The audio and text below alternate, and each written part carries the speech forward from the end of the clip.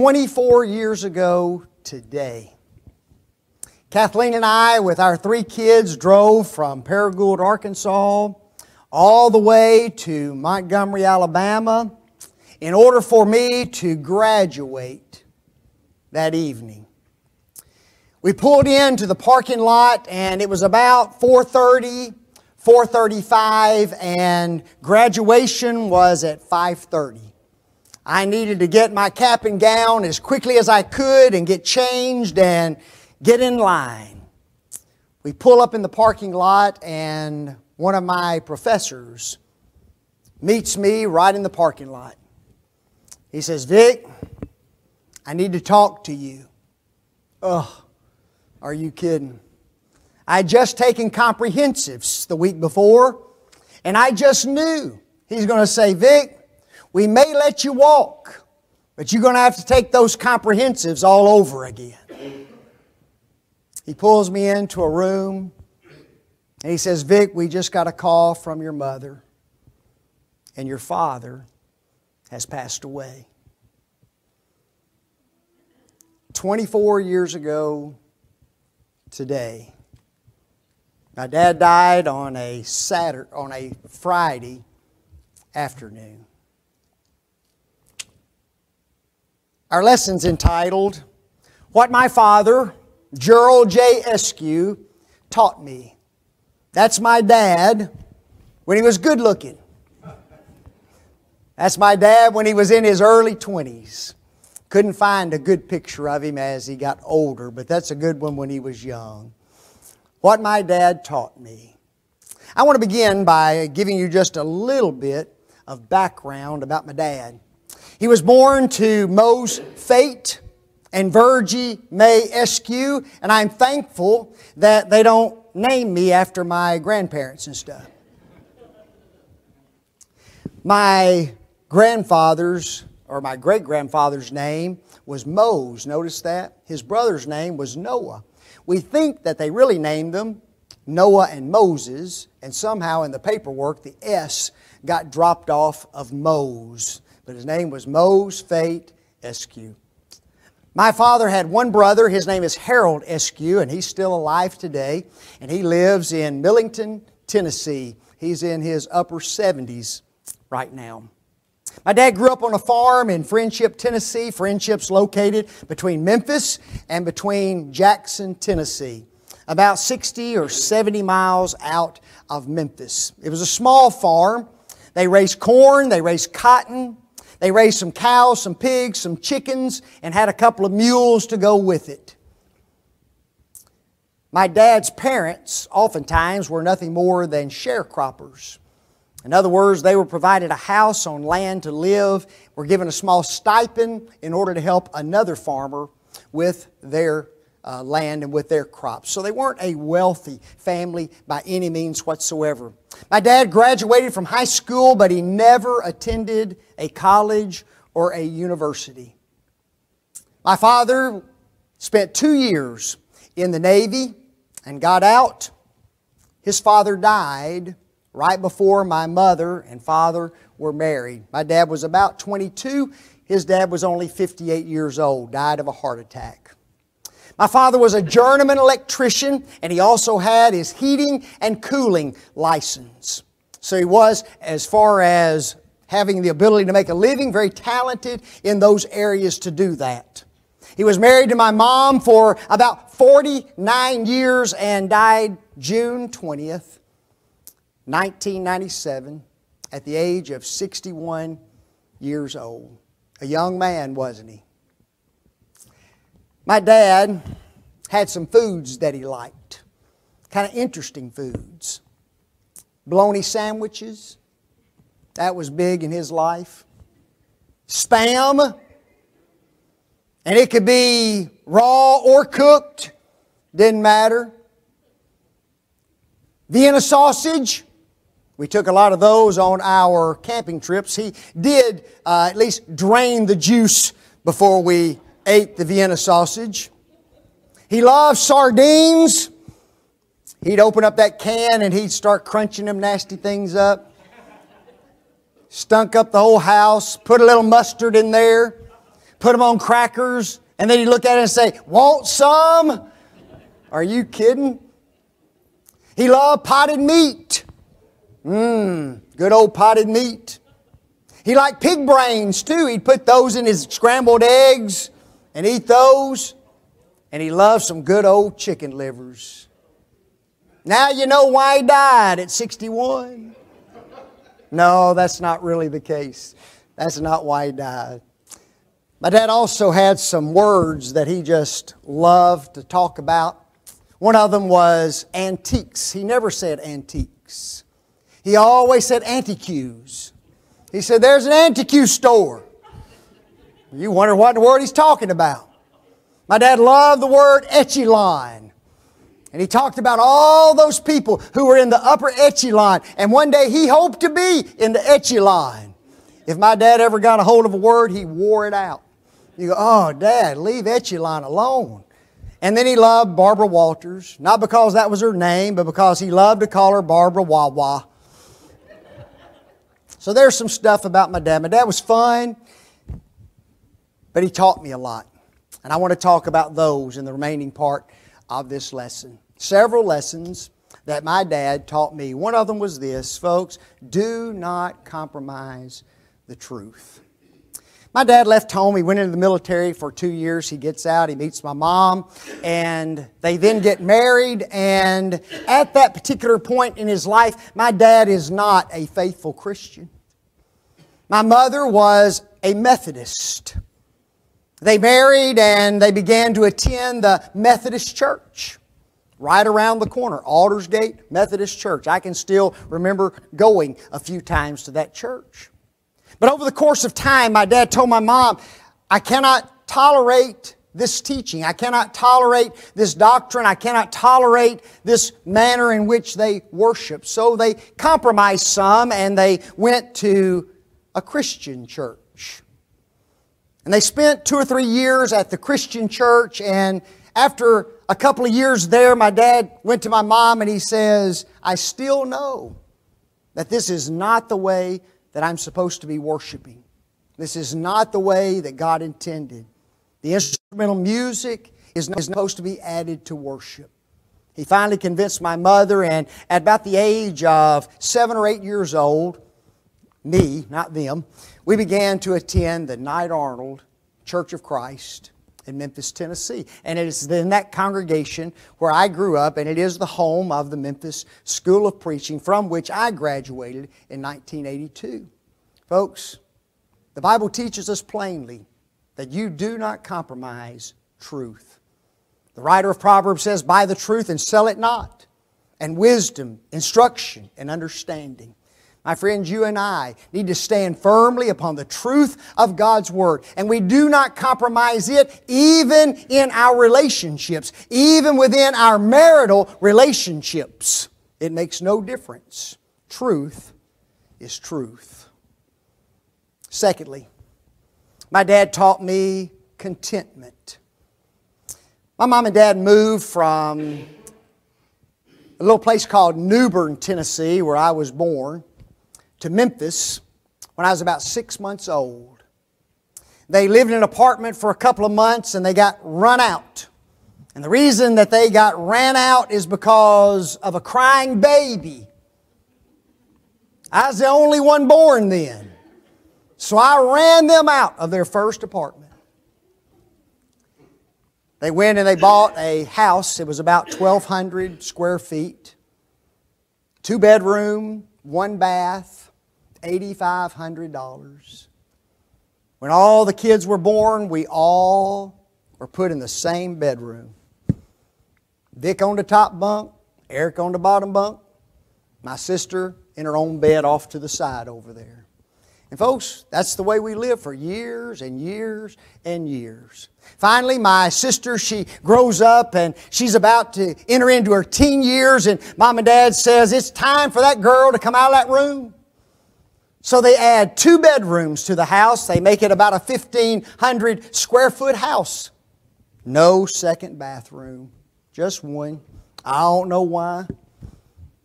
But we grew up that entire time. Eric and I, we stayed in the same room till I was 20 years old. My sister finally left the house, and we got our own bedroom.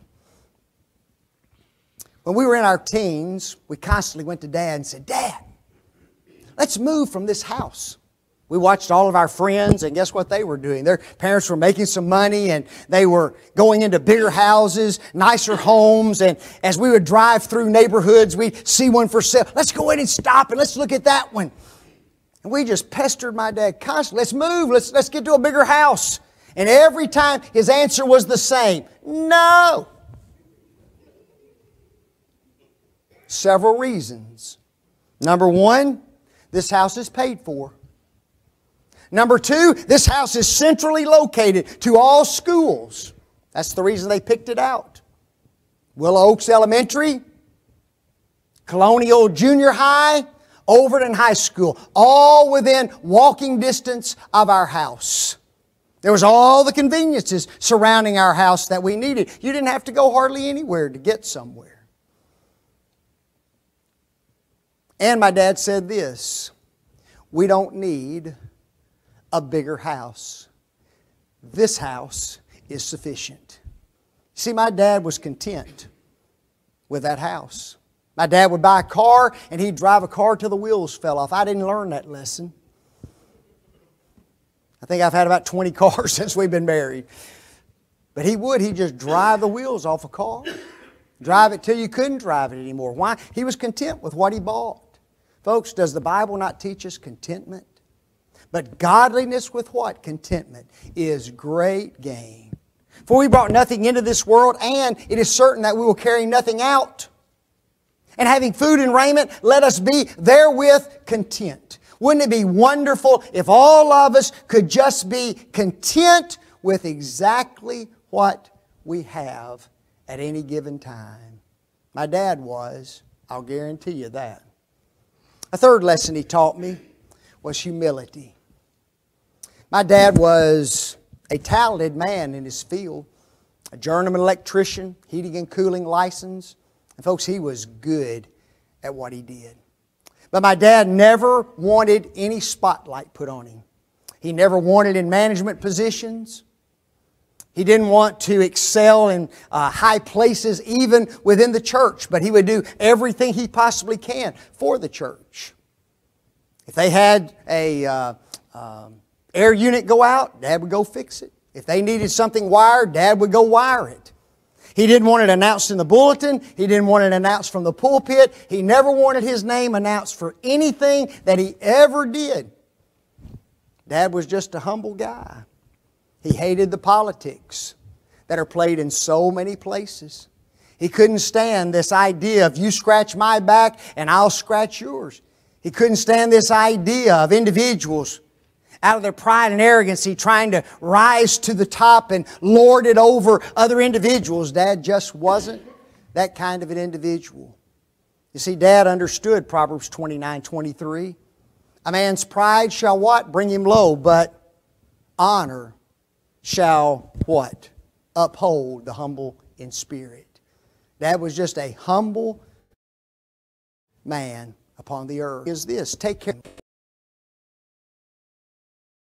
He worked at the airport for a number of years. He would come home at night. He and another man had a small side business that they did working on air conditioning units. Then we had those ones you had to put in the windows. And they did tons of that, delivering them all over the city. He worked right around the corner at a gas station. And he did all of that in order to feed his family. Dad knew how to take care of us. He wanted to make memories with us. He took me and my brother fishing all the time. My dad would make certain that we had big Christmases. Didn't get much else through the course of the year, but you had a big Christmas, and I can remember tons of them. He made certain that we went on vacations every year, not for a week, 2 weeks back to back. And we had some good vacations. Now, I was in a camper, no air conditioning in that camper, 2 built-in beds for me and my brother. Joan, she always got the good beds and stuff. Girl or something. But Dad wanted us to have good vacations. When we went on vacation, guess what Dad said? Cost means nothing. Oh man, that was wonderful.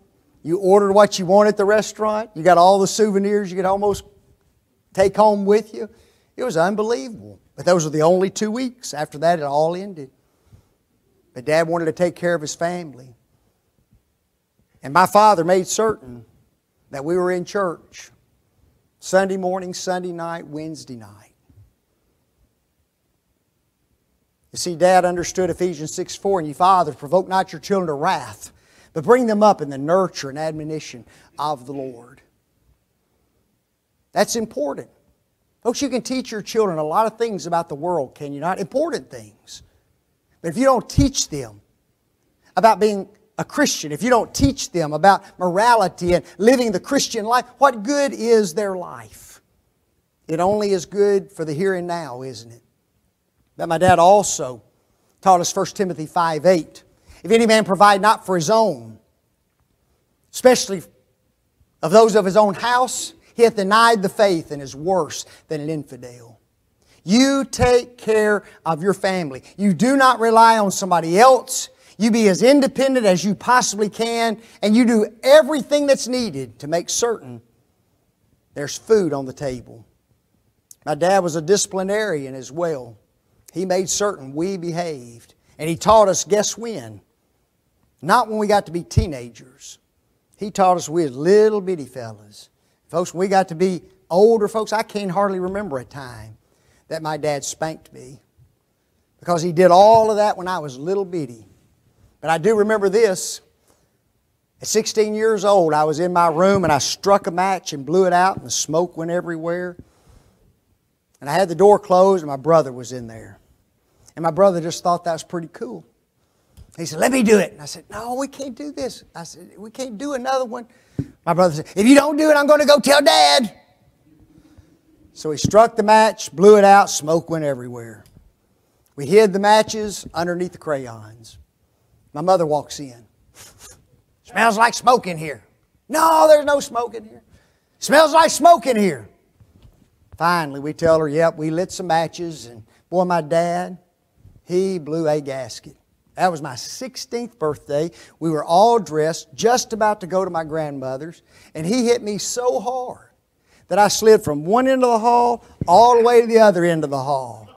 And he said, boy, don't you ever strike another match in this house. Unbelievable. 16. I remember it to this day. I think my brother was back in the room laughing because he didn't get a lick. But my dad taught me, folks, you take care of your family in all areas. Now this is one that really is interesting to me. My father taught me you do not quit regardless of how hard life gets. Let me show you a few things.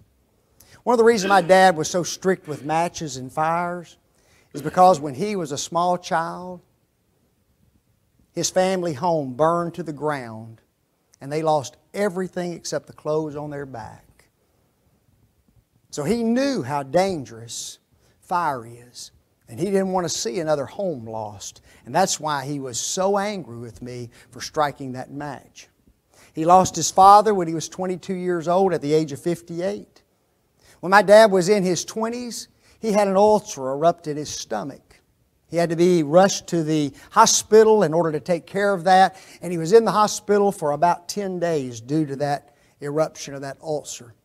At that time, they didn't allow too many kids in hospitals. That had to be a special permit. So we finally all got to go up there. I walk in and Dad has these tubes running in his nose and into his gut. And I'll never forget how awful he looked having all that stuff attached to him. Because of that ulcer, he lost a heating and cooling business. He and another man were in business with one another. They had almost every business in the downtown area of Memphis, Tennessee. The reason they lost the business is because the other gentleman had had a heart attack. My dad was the only one that was working at the time. The ulcer busts on him. He's put in the hospital. By the time they both recover, go out to recover their business, that business is gone, folks. It was the heat of the summer and they were looking for other heating and cooling people. Lost a business because of that. My dad took a job and on that job he had acid go into his eyes and he was in the hospital, almost lost his eyesight because of that. At that same job, he burnt his feet severely, second-degree burns, and had to be rushed to the hospital in order to treat those, and was off work for about a month for those burned feet. My dad had 4 major back surgeries during his lifetime. The last one that he came out of, he had just a small limp because of it. My dad was diagnosed in his mid-40s with manic depression. He'd had it since his 20s and had gone with it undiagnosed that entire time. My dad, before he was diagnosed with manic depression, also became an alcoholic. You see, he turned to alcohol when he was beginning to make those downward turns with manic depression. And he thought that it made him feel a little bit better. What he didn't realize, he was really just contributing even more to his disease and to his medical condition that he had. So he had to recover from alcoholism. On his last job, he fell off a ladder, and he couldn't work anymore after that. The last 3 years of his life, he was diagnosed with severe emphysema. The last 2 years of his life, 24 hours a day, 7 days a week on oxygen. The last year of his life, confined to home. Went from the bed to the kitchen table, back to bed. From the bed to the bathroom, back to bed. That was his last year of his life. Folks, that's a tough life. But what's interesting is this. I heard my father complain very little about anything through which he ever went negatively in his life. Just didn't complain. He understood that life is going to deal you a hand, and guess what? You've got to play the cards that you have been dealt.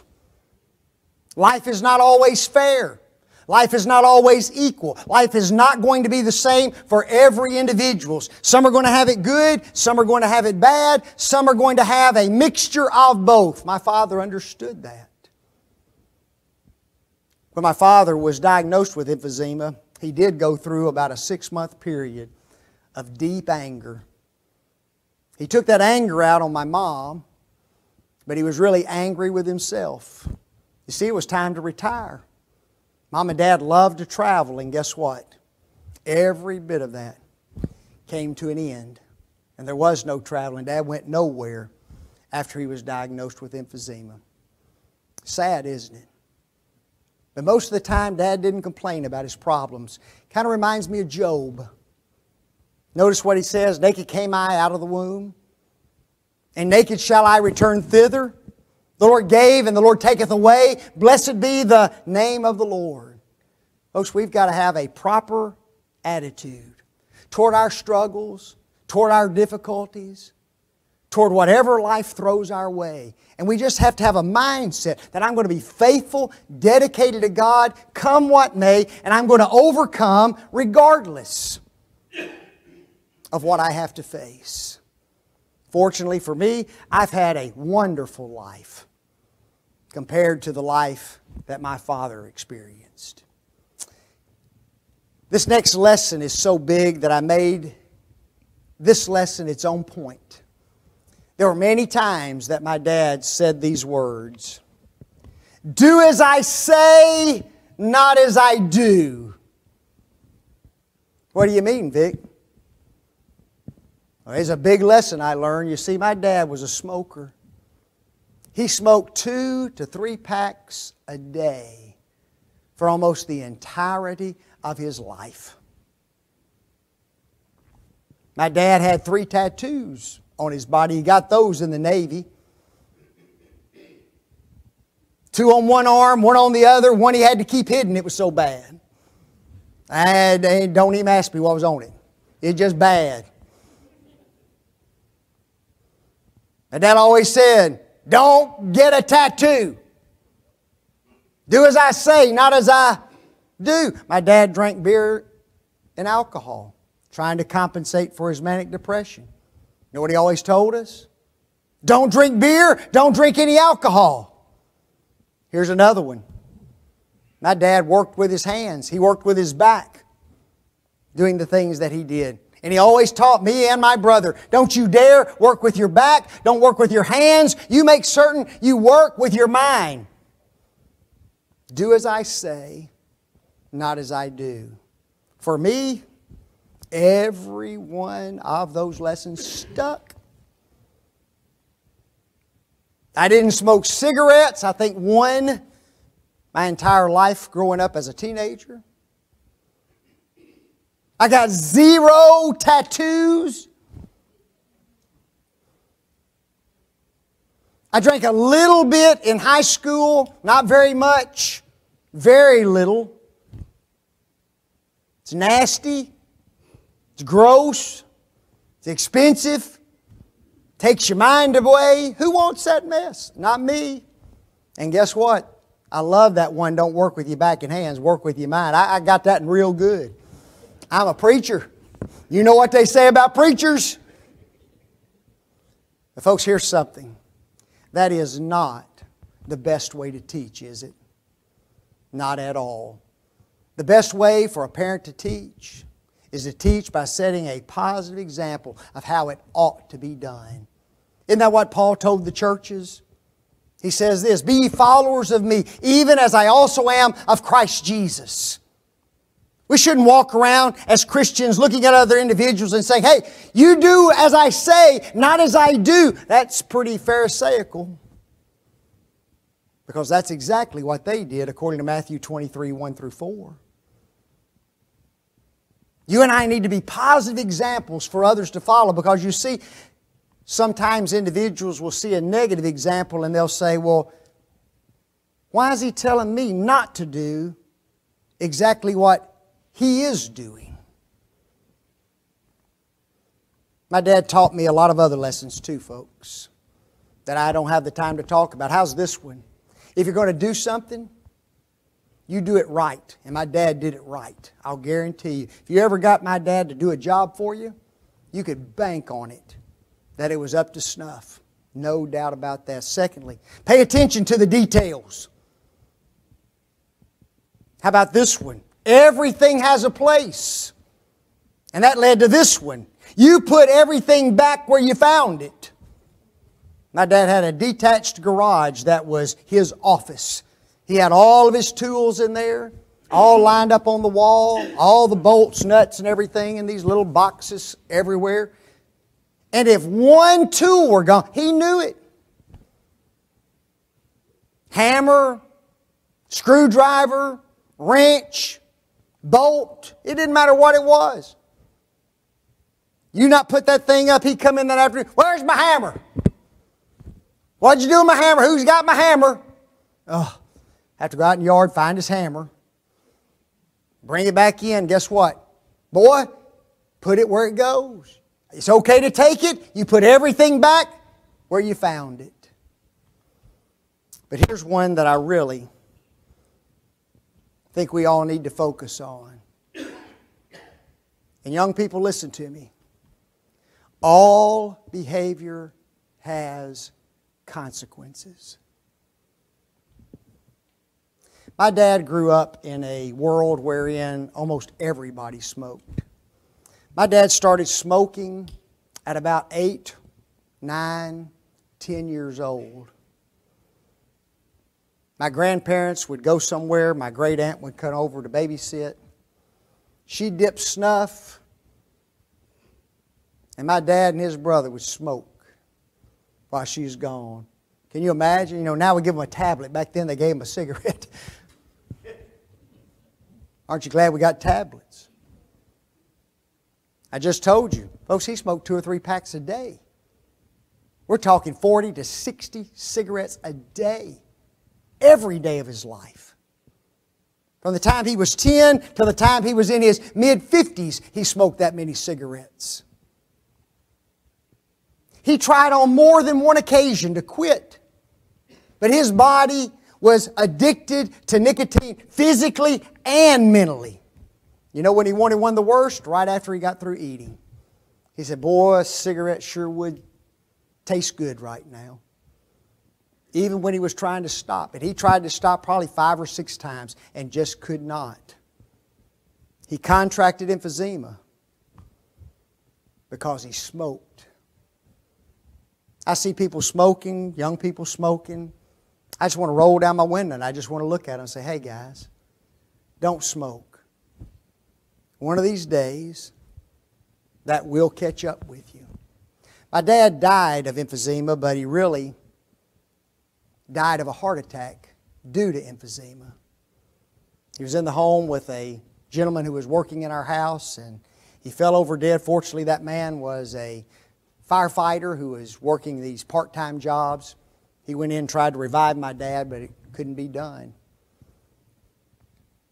And it's all due to what? Smoking, folks. Behavior has what? Consequences. They mentioned the fact that my dad began to drink in order to compensate for his manic depression, became an alcoholic. He was in 4 treatment facilities. And it took a pretty bad car wreck for him to wake up and say, you know, I need to stop. Or one of these days, I'm going to kill somebody because I'm drinking. Behavior has consequences. Folks, how we are living right now matters. Doesn't it? It matters. Our behavior has right now and will have in the future, even in eternity, consequences that are attached to it. And Paul notes that in 2 Corinthians chapter 5, verse 10. Listen to what he says. For we must all appear before the judgment seat of Christ, that everyone may receive the things done in his body according to that he hath done, whether it be good or bad. There will be a consequence to our behavior. Either good behavior or bad behavior, there will be an eternal consequence that has to be faced. Question. Right now, are you ready to face the consequence of your life, of your behaviors in judgment? That's the question, isn't it? The Bible tells us if we're not, we need to get ready. Behold, now is the accepted time. Behold, now is the day of salvation. 2 Corinthians 6, verse 2. Do you need to obey the gospel? Don't wait till tomorrow. Do it now. The steps are simple. Hear the truth. Believe in the Christ as the Son of God. Repent of sins. Confess the name of Jesus and be immersed in water for the forgiveness of sins. It's not that hard, is it? We can do it right now if you're ready. If you're an erring child of God, do you need to repent of something in your life?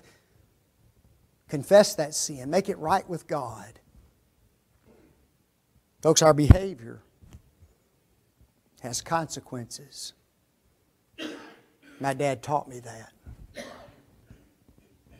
Do you need to respond to the invitation? Won't you come as together we stand and sing?